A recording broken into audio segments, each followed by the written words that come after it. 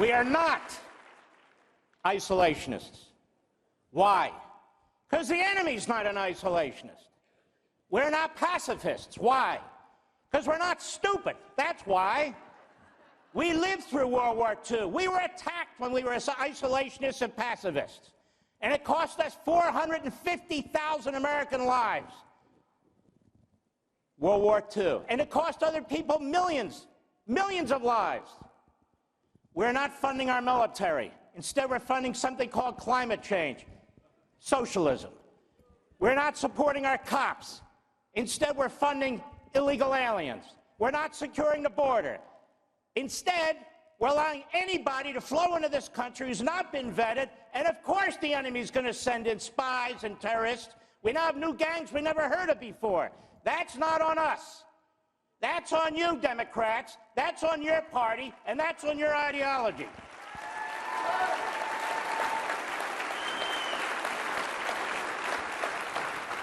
They love to talk about a free press. I wish we had one. Free press. That Constitution you hate, that First Amendment, that's what secures your damn ass. And you hate the Constitution and the men who wrote it? How dare you? How dare you? Everything we have in this country, everything we have in this country is a result of the Revolutionary War. It's a result of the Constitutional Convention. It's a result of the Civil War. We've had our problems. We have fought through our problems. Blood, sweat. The biggest battle where we had the most casualties was the Civil War to end slavery. No other nation on the face of the earth had a civil war to end slavery. We did that.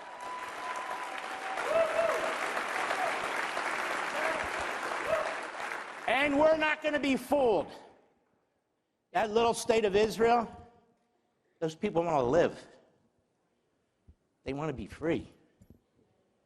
They want to be left alone. God put those people there 5,000 years ago.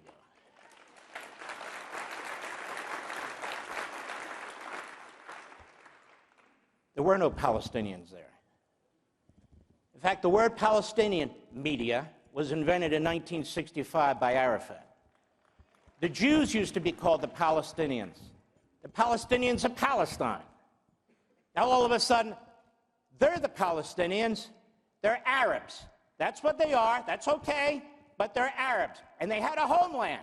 It was called Jordan. Jordan. You want a second state? There it is. It's called Jordan.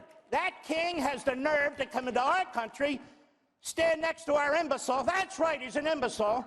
To stand next to him. Well, look, it's official now. Didn't the prosecutor say he's an imbecile? Yes. Didn't the Attorney General appoint the prosecutor? Yes. I'm supposed to ignore in so many words, okay, he's an imbecile. I got it. Fine. All right, so, and we all know he is, but he's dangerous. He's issuing executive orders against the Jewish indigenous peoples in Judea and Samaria. Since when does a president issue executive orders that extend outside of our country and are specifically targeting people like Jews? What kind of a person does something like that? Or he's telling them they must have a second two-state solution. You know who does that? An anti-Semite does that. What's with this two-state solution? Oh, yes.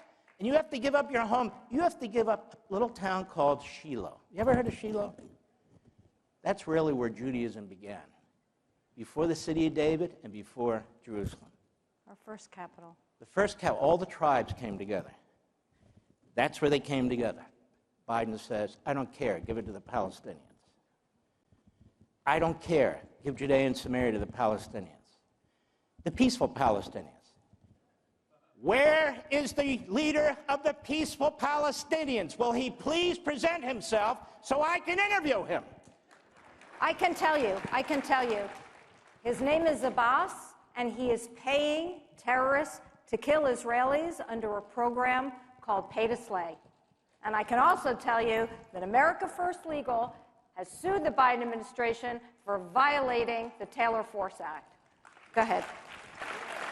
And Taylor Force was an American citizen, a veteran, a West Point graduate. The peaceful Abbas Palestinians murdered him. Donald Trump said, that is enough of that. He cut off funding to the PLO. He cut off funding to UNRWA that works with Hamas. He cut off Iran and put his foot on their throat. He cut them all off. Iran was on its back. Hamas was starving to death. The PLO was in its little cage. And then comes Biden, the arsonist. Lights up the whole damn Middle East. Sends our troops there for sitting ducks. I don't even know why they're there right now. Iran, through its proxies, murder 3 of our citizens. And what's his response? Does he hit Iran? No. What did Reagan do when they hit one of our freighters? He destroyed half their Navy. What did Trump do when he said that's enough? He took out Soleimani. What does Biden do? He wants to take out Bibi Netanyahu, and he's attacking the Israelis. This is serious. And I understand this gentleman here. Nobody's suffering like him. And he raises good questions about how this happened. And they need to pursue it, and they need to figure it out. And I don't blame him. If that was my son, I'd move heaven and earth.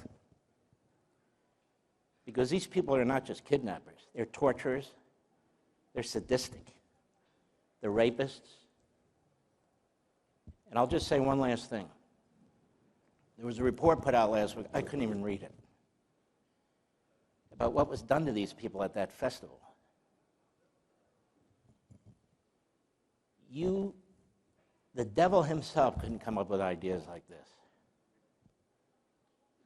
Women were murdered with weapons stuck up their genital, up their anus. They were shot. Their breasts were cut off, and they were playing catch with them. They were mass raping these young girls, murdering them while they were raping them. So I would say to the media in this country, how come you're here and you're not over there reporting? Why is that?